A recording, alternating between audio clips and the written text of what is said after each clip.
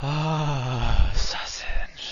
Hello everyone, this is Attack the Backlog, the podcast where I, Mark Kuznez, tries to make a dent in their backlog one game at a time. This episode is all about Mafia, specifically the Definitive Edition, which is a remake of the original game from 2002. Technically, this is a bit of a cheat episode since I did play the original when it came out, but since this is a full-blown remake, I said, fuck it, this is my show, I can do whatever the heck I want.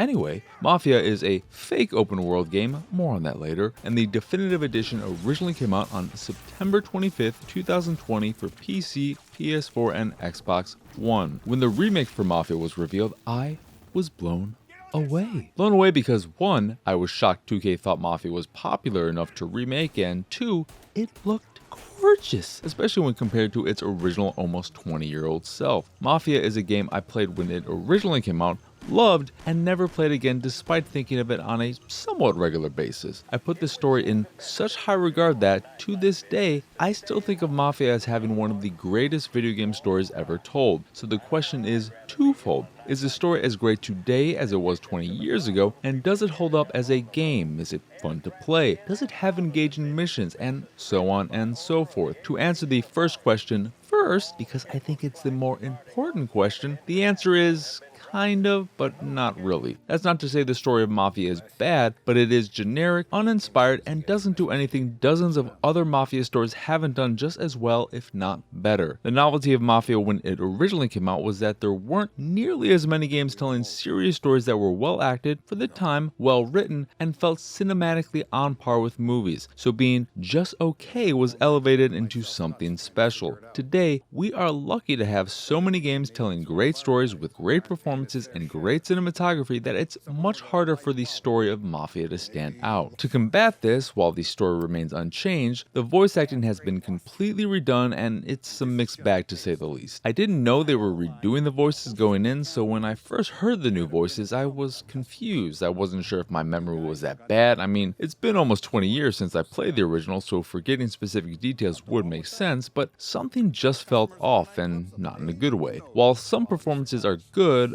others toe the line between bad and embarrassing as they pull off their best stereotypical accents that would feel more at home in an SNL skit than a Scorsese film. Tom, can't put nothing past you. Small time is exactly right. That's how it's supposed to look anyhow. The cigars are just a cover for a shipment of hot ice. The smuggled diamonds have been hidden in some of the boxes. The feds haven't found them yet. We're stealing diamonds from the feds. I went back and listened to some of the voice acting from the original release, and while it wasn't as amazing as I remembered, it did sound more natural and exuberant and more in line with how I expected these characters to sound, whereas the new performances often felt lifeless and very much so like performances and not natural dialogue. To make matters worse, in some cases, the new voices just didn't sound right. In the original release, Don Salieri had a gravitas to him, a sense of authority you could hear in his voice. In the remake, Salieri sounds more like a weasel, like someone who's going to backstab everyone he meets. He didn't sound like a Don to me. He sounded like someone the Don tells you to take care of because he's been skimming money for the past year. That said, none of the performances are bad. I've heard way worse in many other games. They're just a wee bit off, making it a little harder to engage in Mafia's story. Thankfully, the story itself remains unchanged, and despite what I said about it being generic and uninspired, it's still a solid Mafia story full of twists, backstabbing, and an ending that shook me only because I completely forgot how Mafia 1 and 2 tied together. The story, in spite of all its faults and lack of originality, was the best part of the game back in the day, and remains the best part of the game today because, to answer question 2, well, now, I'm not saying Mafia is a bad game, it's just not a particularly good one. Because it's a remake in a mostly cosmetic sense, it stays true to the original to a fault, leaving it in poorly designed missions and a world that, while beautiful, is lifeless with absolutely nothing to do within it. It's like you're playing the original 2002 game with nothing but a super, and I mean super, fancy visual mod, and to those who like it that way, who don't want the core experience changed and just want a prettier version of the game they remember, I get it. However, for me, if you're going to remake a game from the ground up, why not modernize the gameplay and game design as much as you modernize the visuals? Resident Evil 2 Remake is the perfect example of this and what I want out of most remakes. But that's not the kind of remake Mafia the Definitive Edition is, and while it's a perfectly valid choice to stay true to the original release, that doesn't mean I have to like it, and that doesn't mean I'm going to like it, and in the case of Mafia the Definitive Edition, I don't like it. Time has not been good to the world of Mafia. When the original game came out, the open world was impressive and immersive in large part, again, because there weren't many games trying their hand at massive, for the time, open worlds. Because of that, it was easy to overlook one kind of important detail. Mafia isn't an open world game. Does it take place in an open world? Sure, I guess, but it is as linear as a game can get, and the only way to explore the open world is by selecting a separate free roam mode from the main menu, something I don't recommend doing because there's absolutely nothing to do in the world, which is probably why the main game is as linear as it is. Looking at this design choice today is frustrating because while I love open world games, if there's nothing to do inside a world, navigating the world becomes more tedious than fun, and tedious Mafia can be. Thankfully, you can skip unimportant driving sections if you want. I opted to drive everywhere for whatever reason, but since the open world still exists as it did 20 years ago, the way the open world hinders design possibilities makes me far more frustrated today than it did back in the day. When you have to factor the open world in when designing missions, you're limited what you can do because the world becomes as much of a character as any human character, so you may find yourself in a boring police chase due to the open world's rules, or in something else car related that just sucks, like a section where you have to avoid police roadblocks that feels like a stealth mission in a car, and if that sounds terrible to you, well, guess what?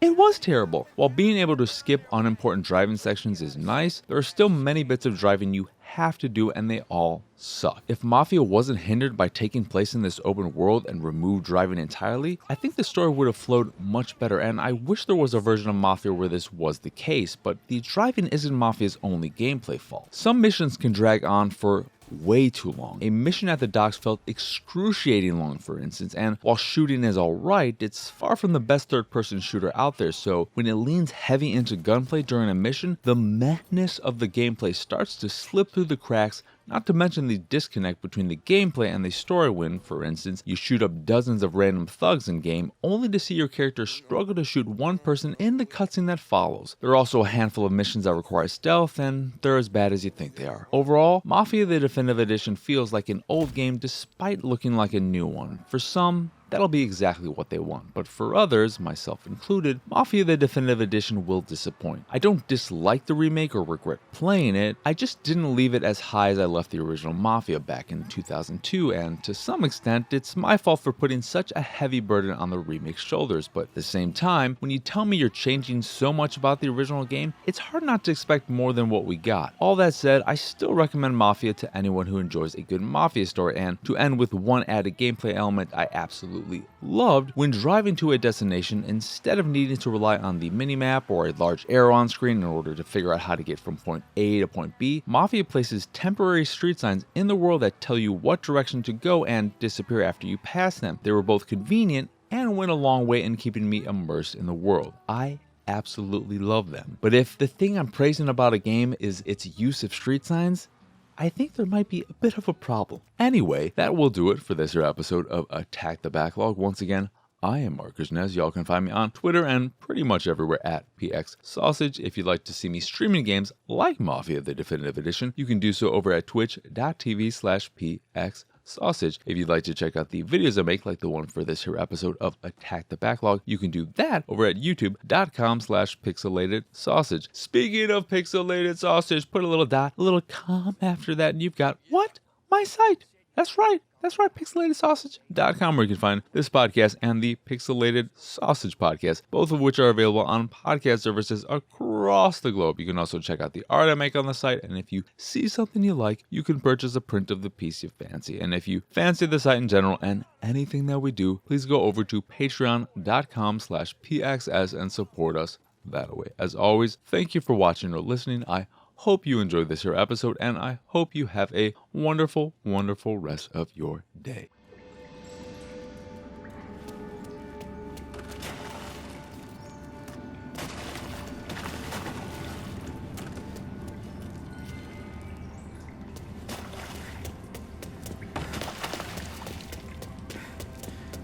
You a Someone's coming. No. Well, you ain't one of us. I'm warning you, mister. You're not welcome here.